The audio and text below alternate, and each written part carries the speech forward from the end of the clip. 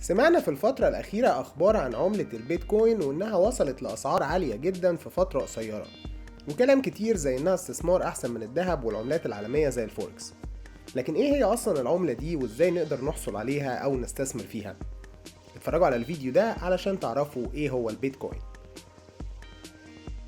ولو انتم أول مرة بتتفرجوا على فيديوهاتنا ما تنسوش تدعمونا بسبسكرايب للقناة ولايك للفيديو.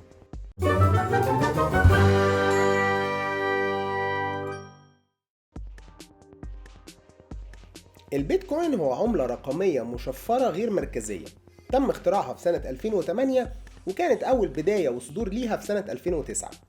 مخترعها هو شخص مجهول اسمه ساتوشي ناكاموتو، وعلى الرغم من ان الاسم بيوحي بان الشخصية يابانية او اسيوية، الا انه غير مؤكد حتى الان جنسية صاحب الاسم ولا شخصيته الحقيقية ولا اي معلومات تانية عنه. البيتكوين نفسه كعملة قلنا انها رقمية مشفرة غير مركزية. رقمية يعني غير ورقية او ملموسة، يعني مفيش عملة تقدر تلمسها بايدك او تشيلها في جيبك. مشفرة يعني انها عبارة عن اكواد وشفرات، وبتستخدم مفاتيح تشفيرية سواء عامة او خاصة لاغراض امنية بتقوم بحماية هوية المستخدمين ليها وتخلي العملة غير قابلة للتزوير تماما. غير مركزية يعني مفيش سلطة سواء حكومية او اقتصادية بنكية بتتحكم فيها. طيب امال العملة دي موجودة ازاي لو مفيش سلطة بتتحكم فيها؟ ببساطة العملات الافتراضية بما فيهم البيتكوين معلهاش أي سلطة مركزية متحكمة فيها، لأنها بتعمل عن طريق شبكة بتسمى بير تو بير أو من الأشخاص للأشخاص. والشبكة دي وظيفتها إن هي بتؤمن عملية تبادل ملفات وبيانات بين الأجهزة المتصلة على نفس الشبكة، لأنها بتعتمد على أجهزة كمبيوتر المستخدمين اللي متوصلين بالشبكة. يعني الشبكة دي بتربط الأجهزة ببعض وبتستخدم سرعات كل الأجهزة علشان تنقل البيانات ما بينهم. طيب عملة البيتكوين دي بتيجي منين في الأساس طالما مفيش حكومة أو بنك بيطبعها ويصدرها زي بقية العملات؟ علشان نفهم النقطة دي بسهولة هنحتاج الأول نفهم الشبكة القايمة عليها العملات الافتراضية ومنهم عملة البيتكوين بتشتغل ازاي. زي ما قلنا إن العملة بتشتغل عن طريق شبكة من الأشخاص للأشخاص باستخدام أجهزتهم اللي بتكون الشبكة دي. دلوقتي لنفترض إن شخص محتاج يبعت للتاني عملة بيتكوين على الشبكة، لازم يكون في زي سجل بيتسجل فيه كل المعاملات اللي بتحصل على الشبكة ويتنقل من خلالها البيانات والعملات. سجل المعاملات ده بيسمى بالبلوك تشين أو سلسلة الكتل.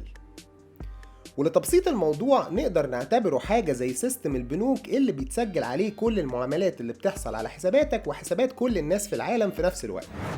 وعلشان السجل ده يفضل شغال والشبكة بتاعت الأشخاص تفضل شغالة دايما بدون توقف، كان لازم يكون في نوع من العائد أو طريقة لتعويض الناس اللي بتساهم بأجهزة الكمبيوتر الخاصة بيها في إن الشبكة دي تفضل شغالة بدون توقف.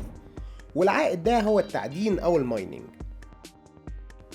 التعدين ده فكرته كلها إنه بيكافئ القدرة الخاصة بالجهاز بتاعك في حل العمليات الحسابية والمعادلات عن طريق أجزاء من العملة الافتراضية. يعني الخلاصة انت بتوصل الجهاز بتاعك على الشبكة وفي المقابل بتاخد عملة، وهي دي الطريقة اللي ظهرت بيها او بتيجي منها عملة البيتكوين في الاساس.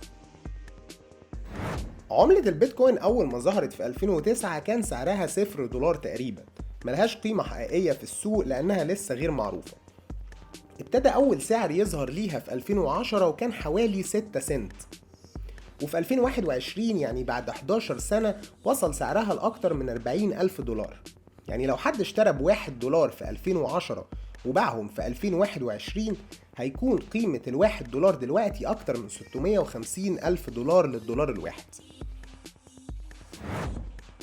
طيب ليه البيتكوين سعره بيزيد بالشكل ده؟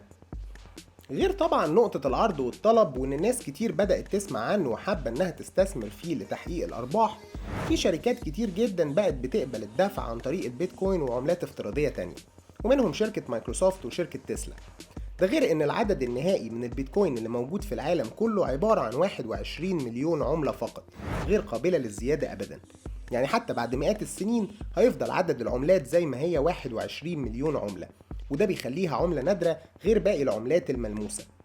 وغير كمان ان الحصول عليها من التعدين اللي ذكرناه من شوية اصبح صعب جدا في اخر 10 سنوات، وده سبب من اسباب زيادة السعر. جدير بالذكر ان في حادثة طريفة جدا حصلت في سنة 2010 إن كان في شخص بيملك 10,000 قطعة بيتكوين في الوقت اللي ما كانش للعملة فيه قيمة حقيقية مقارنة بالدولار، وعرض على أحد المنتديات إن حد ياخد منه ال10,000 قطعة بيتكوين دي مقابل شراء 2 بيتزا حجم كبير من بابا جونز. وفعلا تمت المعاملة بنجاح، والنهاردة بيكون تمن الاتنين بيتزا دول 400 مليون دولار، أي ما يعادل 6.4 مليار جنيه مصري في سنة 2021، ودي تقريبا أغلى بيتزا حصلت أو هتحصل في التاريخ. في النهاية فإن الفيديو ده مش غرضه النصايح المالية أو الاستثمارية، وأتمنى قبل ما تفكر تستثمر في أي حاجة سواء العملات الافتراضية أو غيرها إنك تكون فاهم بتعمل إيه كويس علشان ما تضيعش فلوس استثماراتك وتخسرها كلها. قولوا لنا في الكومنتات أكتر حاجة عجبتكم في الفيديو ده، ولو عندكم اقتراحات لفيديوهات تانية، ولو عجبكم الفيديو ما تنسوش تعملوا لايك وسبسكرايب وتفعلوا زر الجرس علشان تشوفوا الفيديوهات الجديدة أول ما تنزل.